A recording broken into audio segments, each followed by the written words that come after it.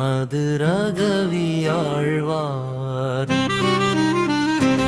குரு பக்கி ஒன்றையே குறிக்கோளாக கொண்டவர். மற்ற ஆழ்வார்கள் அனைவரும் மகாவிஷ்ணுவை பற்றி பாடிய போது மதுரகவியாழ்வார்.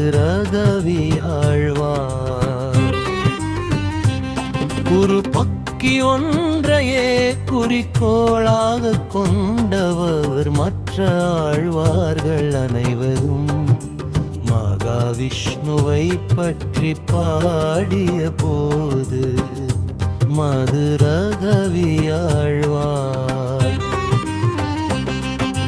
மட்டும் விஷ்ணுவை பாடாமல் தன் குருவான நம்மாழ்வாரையே தெய்வமாக கருதி பாடினார். தேவு மற்ற அறியே உன்னை தவிர வேறு தெய்வம் வாழியவர் இவனறியே என்று பாடியவர் இவர். நம்மாழ்வாரை கண்டடைந்தது அற்புதரிடம் வெங்கேரத்த. நம்மாழ்வாரை கண்டடைந்தது அற்புதரிடம் வெங்கேரத்த. நம்மாழ்வாரையே அற்புதரிடம் வெங்கேரத்த. நம்மாழ்வாரையே அற்புதரிடம் வெங்கேரத்த. நம்மாழ்வாரை வடநாட்டு திருத்தலங்களுக்கு யாத்திரை சென்றிருந்த போது தெற்கு திசையில் ஒரு பேரொளியை கண்டார். அந்த ஒளியை பின்தொடர்ந்து வந்தபோது அது ஆழ்வார் திருநகரியில் உள்ள ஒரு புளிய மரத்தின் பொந்துக்குள் தியானத்தில் இருந்த நம்மாழ்வாரிடம் வந்து நின்றது. அப்போது நம்மாழ்வாரை சோதிக்க அவர்களுக்க புதுகற்றல் வீரி. செத்ததின் வயிற்றில் சிறியது பிறந்தால் எத்தை தின்று எங்கே கிடக்கும்? அதற்கு நம்மாழ்வார் அளித்த பதில் அப்பித்தின்று அங்கே கிடக்கும்.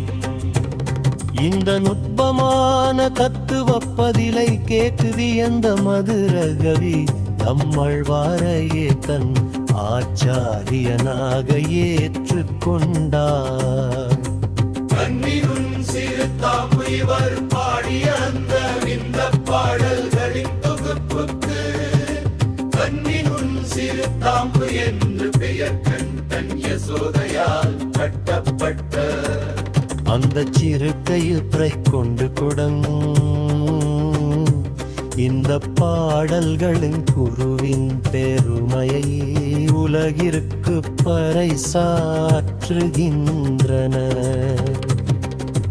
4000 இப்பிரபந்தம் கிடைக்க காரணமானவர் இன்று நாம் வாசிக்கும் 4000 பிரபந்தம் நமக்கு கிடைக்க காரணமே இவர்தான். இவர் நம்மாழ்வாரின் பாடல்களை பாதுகாத்து வந்தவர். பின்னாளில் நாதமுனிகள் என்பவர் கண்ணினும் சிறுத்தாம்பு பாடலை வரைரன் செய்முறை பாராயணம் செய்தே நம்மாழ்வாரின் தரிசனத்தை பெற்று மறைந்து போன 4000 பாடல்களையும் மீட்டெடுத்தார். சிறப்புகள் அவதார்த்தலம் திருக்கோளூர் அம்சம் விஷ்ணுவின் கருடன் அல்லது குமுத கணேசர் சேனை முதலியார் கணத்தில் ஒருவர். சிறப்பு ஆச்சாரிய பக்தி என் தகர்த்து இலக்கணமாக திகழ்